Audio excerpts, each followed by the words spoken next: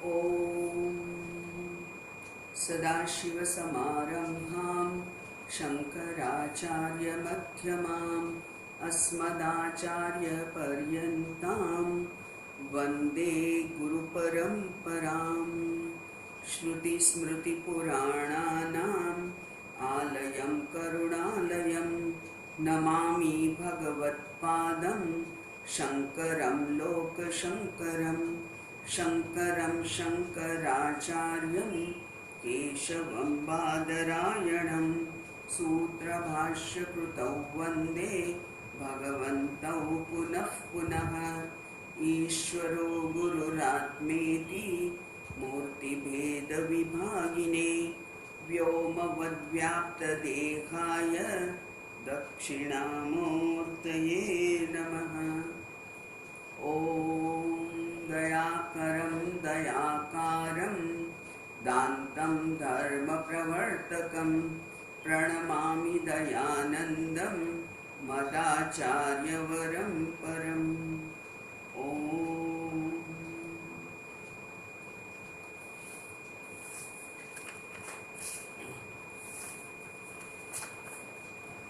यः पृथिवीभरवारणाय दिविजयैः सम्प्रार्थितश्चिन्मयः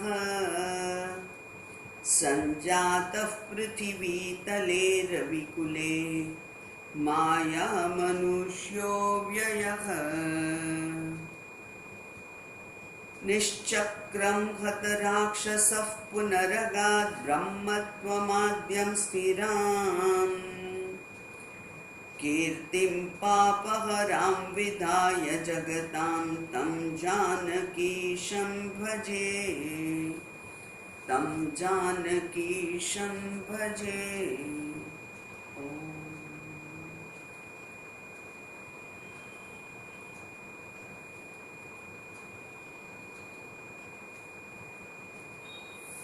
ત્રીસમો શ્લોક આપણે ગઈકાલે જોતા હતા। रामः इदं सीताम् उवाच। रामे सीताजीने आ કહ્યું। શું કહ્યું? બ્રૂહી, તમે કહો। હનુમતે તત્વમ, હનુમાનને તમે તત્વ વિશે કહો। કોનું તત્વ? રામ તત્વ। રામ તત્વ વિશે તમે કહો। કારણ કે મૂળ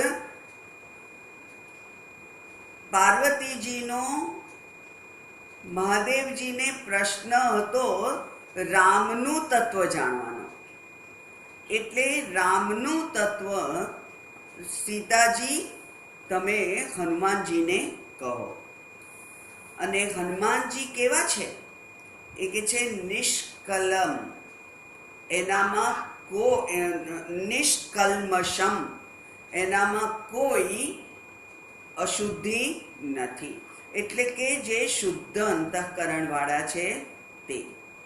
આપણે ગઈકાલે ધર્મ કોને કરવાનો હોય, કોનાથી થાય, એના લક્ષણો જોયેલા।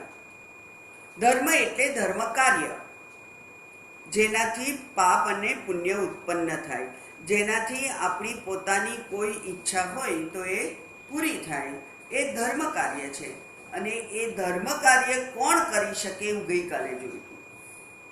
હવે આજે જોવાનું હતું આપણે કે આ જ્ઞાનનો અધિકારી કોણ છે?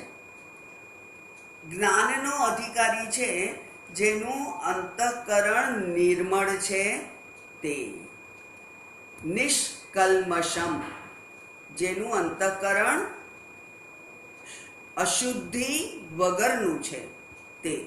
અને અશુદ્ધિઓ કઈ કઈ છે? રાગ, દ્વેષ, કામ, ક્રોધ વગેરે અશુદ્ધિઓ છે। અને એ અશુદ્ધિ વગરનો જે હોય તે। શાસ્ત્ર તો એમ કહે છે, અને બધા જ ગુરુજનો પણ એમ કહે છે કે ખરેખર જ્ઞાનનું પાત્ર કોણ છે? જે જિજ્ઞાસાથી ગુરુની પાસે જાય એ જ્ઞાનનો અધિકારી છે. એણે આ પહેલા અનેક પાપ કર્યા હોય, એણે આ પહેલા બહુ ભોગમય જીવન જીવ્યું હોય, ગમે તે હોય, પણ જે જિજ્ઞાસાપૂર્વક ગુરુની પાસે જાય છે એ જ્ઞાનનો અધિકારી છે. એવું બધા જ વિદ્વાનો કહે છે, બધા જ પરંપરાના આપણા ગુરુઓ પણ એ જ કહે છે. તો રામજીએ કહ્યું કે જે નિષ્કલ્મશ છે, જેનું અંતઃકરણ શુદ્ધ છે. એટલે કે જિજ્ઞાસા ઉપરાંત આ એડિશનલ ક્વોલિફિકેશન થયું. એટલે કે એ શાસ્ત્ર શ્રવણ કરતા કરતા આપણે અમાનિત્વમ, અદંભિત્વમ, અહિંસા, અલોભ, અક્રોધ વગેરે છે એનું અનુષ્ઠાન ના કરવું પડે. એના માટે આપણે આપણા માટે ધ્યાન ના રાખ્યા કરવું પડે. પણ જો ધ્યાન રાખતા જઈએ તો એ સદ્ગુણો તો આવી જાય.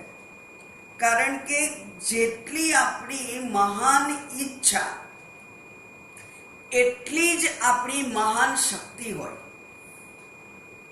આપણી અદમ્ય ઈચ્છા હોય તો એ ઈચ્છાને પૂરી કરવા માટેની શક્તિ પણ આપણામાં એ જ પરમાત્મા મૂકતા હોય છે. એ ધર્મ કાર્ય હોય કે જ્ઞાન કાર્ય હોય. અને એટલે પંચાગ્નિ જેવા તપ ઉપાસનાઓ કરતા આપણે સાંભળ્યા છે શાસ્ત્રમાં લોકોને. કેટલું અસહ્ય તપ હોય, પણ એ અસહ્ય તપ એનાથી થાય. નાનકડો ધ્રુવ એનાથી એ તપ થયું. ઓમ નમો ભગવતે વાસુદેવાય એ થયું. કેવી રીતે થયું? કારણ કે એની અદમ્ય ઈચ્છા હતી કે મારે તો ભગવાનને પ્રસન્ન કરવા જ છે. એટલે બહુ જ જેટલી આપણી દ્રઢ ઈચ્છા એટલા જ દ્રઢ પ્રયત્ન થાય. માટે આ જે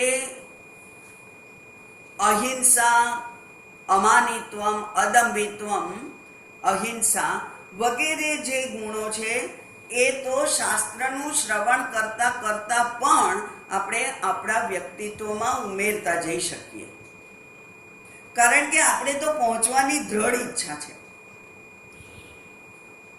નિષ્કલમ કલ્મષમ અયમ. અને બીજું એનું ક્વોલિફિકેશન રામજીના મતે કહ્યું એ છે એ આપણો મહાન ભક્ત છે. અને આપણે જોયેલું કે જે શિષ્ય એને એના ગુરુ માટે અનન્ય ભક્તિ હોય એને જ એ ગુરુના શબ્દો હૃદયસ્થ થઈ જાય. આગળ આજ મહારાજજીએ કહેલું કે ભક્તિ વગેરે જે છે એ તો પુણ્ય દ્વારા આપણું કલ્યાણ કરે.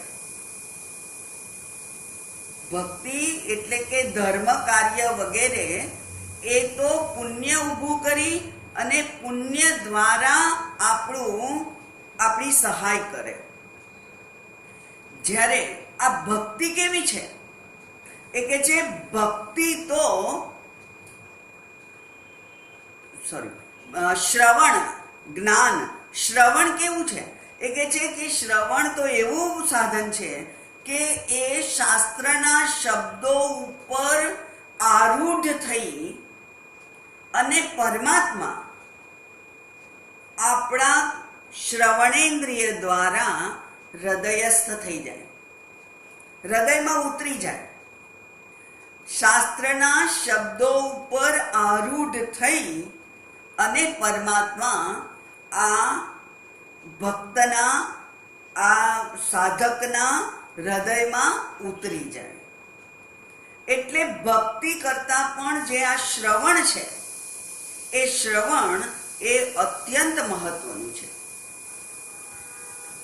રામજી કે છે એ આપણો ભક્ત છે.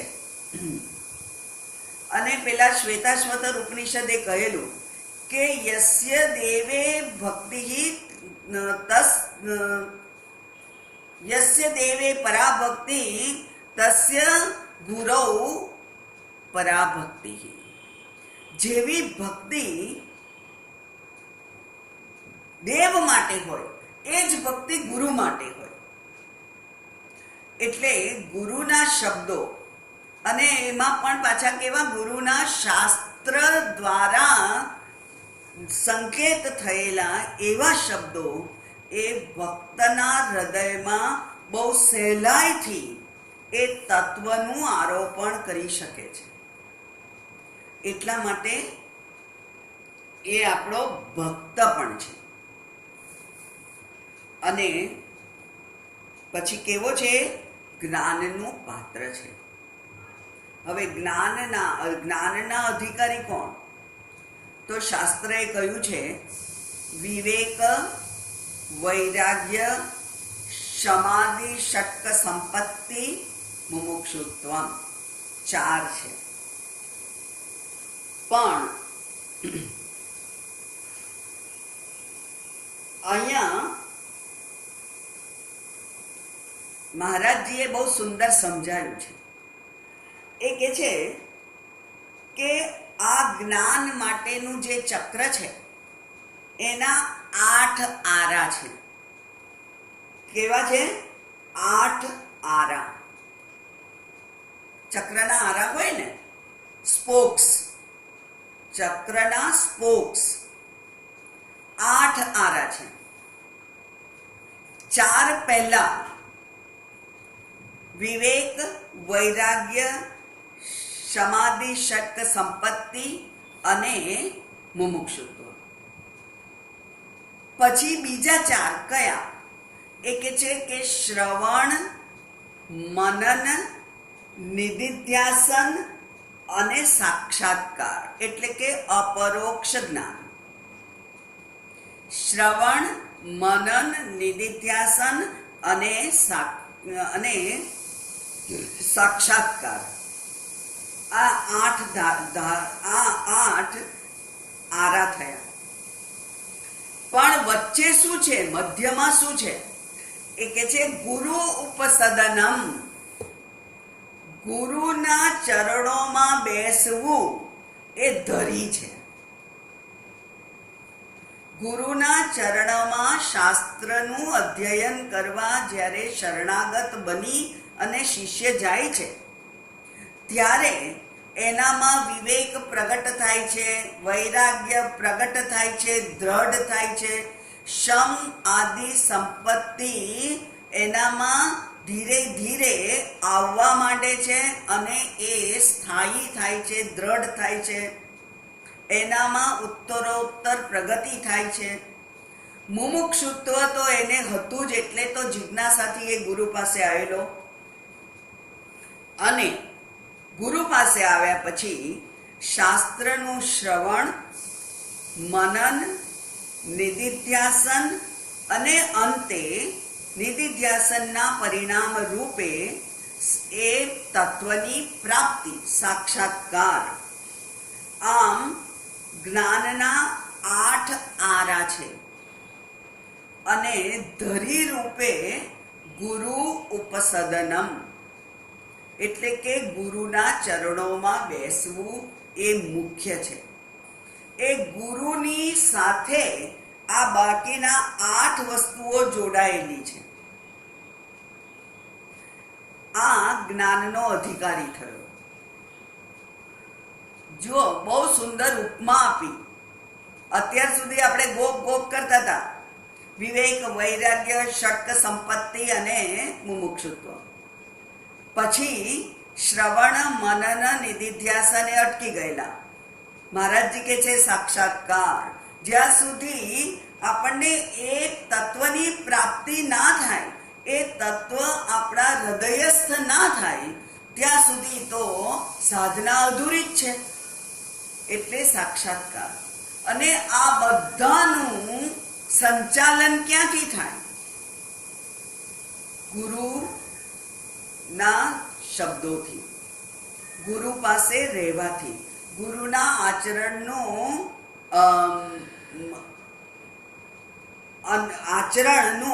આપણે અનુસરણ કરવાનું હોય. ગુરુના શબ્દોનું, શાસ્ત્રના શબ્દોનું, ગુરુના આચરણનું આપણે અનુસરણ કરીએ એટલે કે ગુરુ મધ્યબિંદુ છે. અને એટલે અહીંયા હનુમાનજી પણ જ્યારે પ્રાર્થના કરે છે હાથ જોડીને, શું પ્રાર્થના કરે છે? જ્ઞાનાપેક્ષમ. અને આ જ્ઞાન કેવી રીતે મળે? પેલી દક્ષિણામૂર્તિ સ્તોત્ર છે, મૌન વ્યાખ્યા પરબ્રહ્મ પરમ.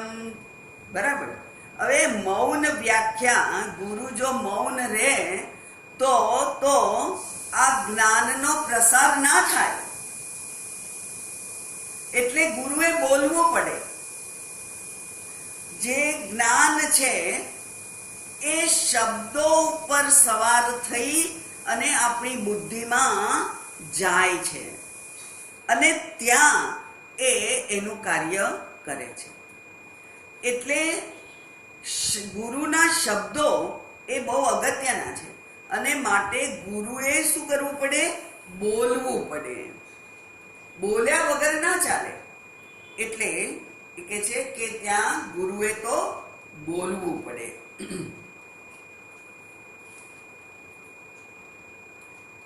બરાબર. હવે આગળ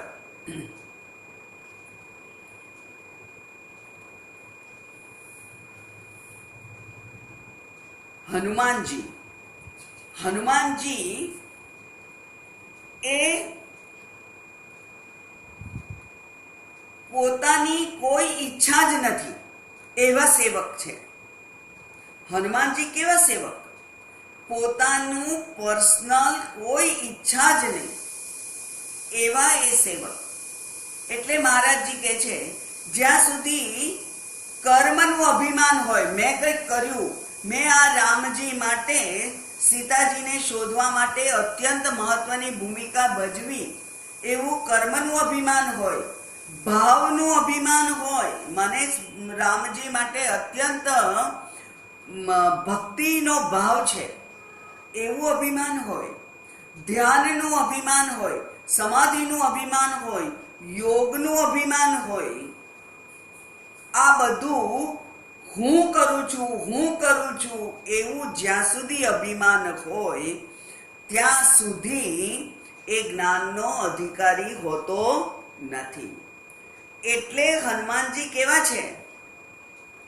એમણે કહ્યું કૃતકાર્યમ, કરવા યોગ્ય હતું એ કરી લીધું, હવે જીવનમાં કરવા યોગ્ય કંઈ રહ્યું જ નથી. હવે કોઈ એજન્ડા નથી.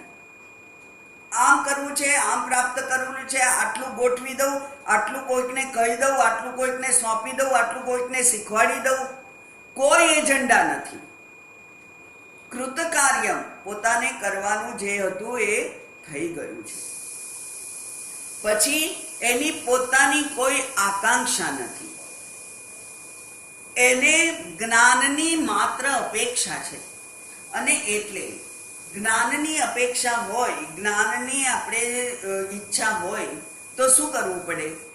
મુંડકોપનિષદ કહે છે કે તદ વિજ્ઞાનાર્થમ સ ગુરુમેવા વિગચ્છેત સમિત પાણી શ્રોત્રિયમ બ્રહ્મનિષ્ઠમ. સવિજ્ઞાનાર્થમ, એ જ્ઞાનને વિજ્ઞાન જાણવા માટે ગુરુમેવા વિગચ્છેત, ગુરુ પાસે જ જવું જોઈએ કે જે શ્રોત્રિય અને બ્રહ્મનિષ્ઠ ગુરુ છે, એમની પાસે જવું જોઈએ.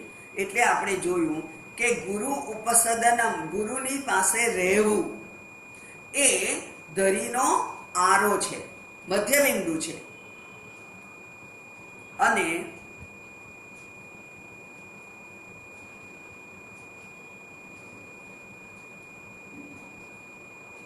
વિવેકાદિ 4 અને શ્રવણાદિ 4 એમ 8 એના આરા છે. એ પ્રમાણે આટલું હોય તો જ્ઞાન પ્રાપ્ત થાય. હવે બોલવાનો વારો આવ્યો છે સીતાજીનો.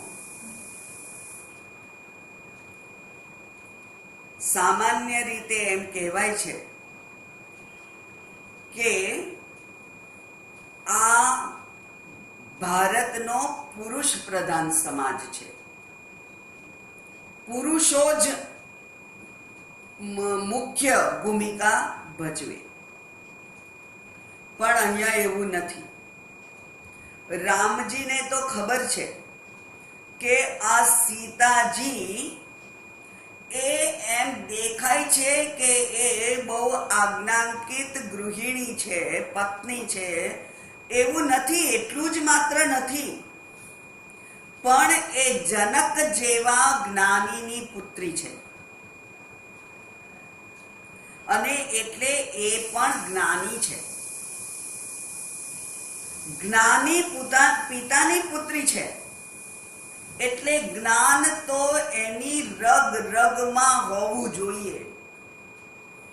અને એટલે અહીં જ્ઞાનના વિષયમાં રામજી પોતે જ્ઞાની હોવા છતાં, પોતે અવતાર હોવા છતાં, પોતે ભગવાનના સ્થાન ઉપર હનુમાનજી માટે હોવા છતાં એમ કે છે કે હે સીતાજી, તમે હનુમાનને ઉપદેશ કરો.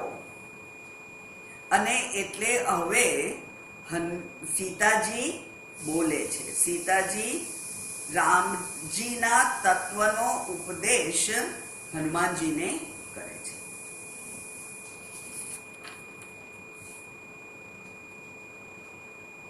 એકત્રીસમો શ્લોક. तथेति जानकी प्राह तत्त्वं रामस्य निश्चितं हनुमते प्रपन्नाय सीतालोकविमोहिनी. तथेति जानकी प्राह तत्त्वं रामस्य निश्चितं हनुमते प्रपन्नाय सीतालोक विमोहिनी. सीताजी प्राह, सीताजीए કહ્યું, સીતાજી બોલ્યા. સીતાજી શું બોલ્યા? સીતાજી કેવા છે? લોક વિમોહિની. લોક વિમોહિની એટલે લોકોમાં એ અત્યંત આદર પામેલા છે. લોકોને એમણે મોહ પમાડેલો છે પોતાના વ્યક્તિત્વથી. પોતાનું વ્યક્તિત્વ કેવું છે? જનક રાજાની પુત્રી. પેલું જે ધનુષ્ય, ભલા લોકો, મહાબલવાન એવા રાજાઓ જેને હલાવી નહોતા શકતા, એ શિવજીનું ધનુષ્ય એ સીતાજી નાના હતા ત્યારે રમતા હતા. એ સીતાજી. અને પછી જ્યારે વિવાહ કરી અને આવ્યા અને થોડાક વખતમાં જ પતિને 14 વર્ષનો વનવાસ પ્રાપ્ત થયો. ત્યારે એક પતિવ્રતા પત્નીના ધર્મને નિભાવવા માટે પોતે પણ સંન્યાસિનીના વસ્ત્ર ધારણ કરી અને યોગીઓનું જીવન જીવવા માટે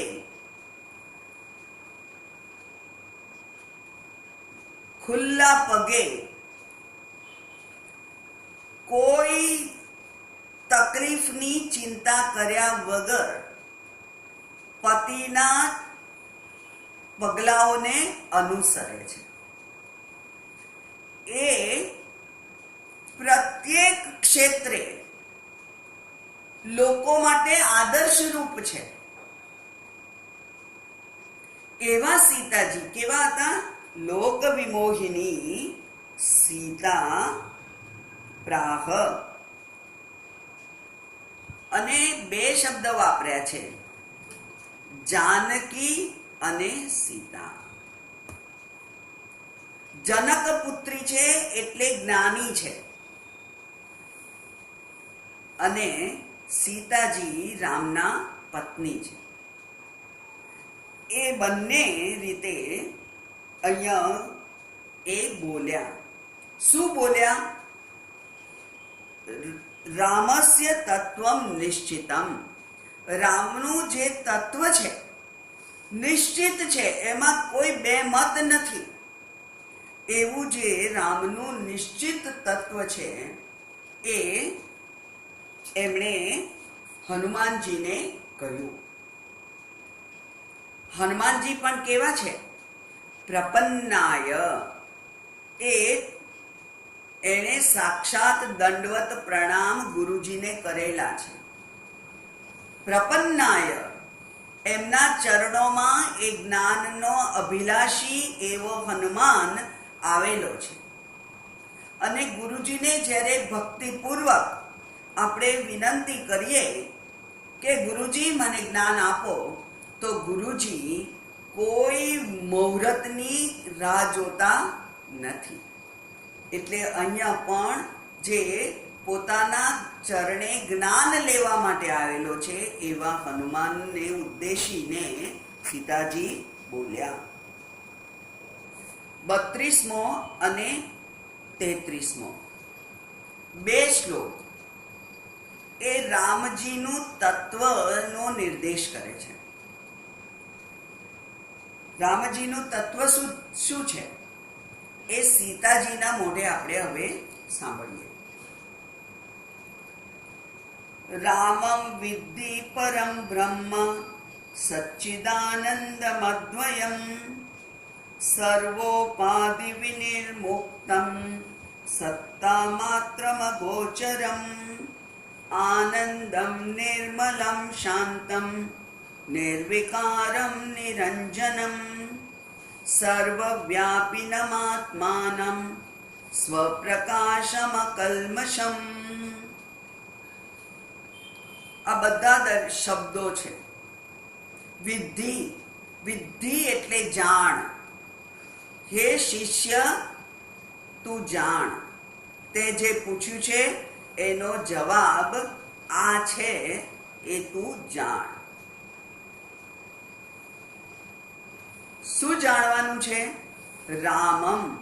રામને તારે જાણવા છે ને, રામનું તત્વ તારે જાણવું છે ને, તો એ રામમ પરમ બ્રહ્મ. રામ કોણ છે? પરમ બ્રહ્મ છે. રામ એ પરબ્રહ્મ, પરમ બ્રહ્મ, એને તું જાણ. પરમ બ્રહ્મ એટલે જે શ્રેષ્ઠ છે. પરમ એટલે જે શ્રેષ્ઠ છે, એ પરમ બ્રહ્મ એવો તું જાણ. અને પરમ શ્રેષ્ઠ શું હોય, કેવું હોય? એ કે છે પરિચ્છેદ રહિતમ. જેનામાં કોઈ પરિચ્છેદ નથી, કોઈ મર્યાદા નથી. એ મર્યાદા રહિત જે તત્વ છે એને તું જાણ. પરિચ્છેદ એટલે ટુકડા ટુકડા. ટુકડા ટુકડા ભેગા થઈ અને એક નથી બન્યા, પણ એ આખું one whole, WHOLE, one whole, આખા એક માત્ર એ તત્વ છે, એ રામ છે. એટલે પરિચ્છેદ સામાન્ય અત્યંત અભાવ ઉપપત્તિ લક્ષણમ બ્રહ્મત્વમ. બ્રહ્મ એટલે શું એની વ્યાખ્યા છે, હું વાંચું છું અને પછી સમજાવું. પરિચ્છેદ સામાન્ય અત્યંત અભાવ. અત્યંત અભાવ છે જેમાં, એટલે કે બિલકુલ નથી. શું બિલકુલ નથી?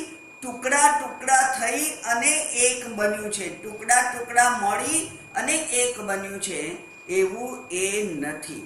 એવું પરિચ્છેદનો જ્યાં અત્યંત અભાવ છે, એવું ઉપલક્ષિત એ જેનામાં છે, એ જે લક્ષણ જેનામાં છે એ બ્રહ્મત્વમ, એને બ્રહ્મ કહેવાય. અને આ રામ એ પરમ બ્રહ્મ છે. ત્યાર પછી સચ્ચિદાનંદમ. ત્યાર પછી બીજો શબ્દ છે સચ્ચિદાનંદમ. સત એટલે અસ્તિત્વ, સત એટલે જે છે, બરાબર. સત એટલે જે છે તે છેનું કોઈ પ્રૂફ જોઈએ નહીં તમારે.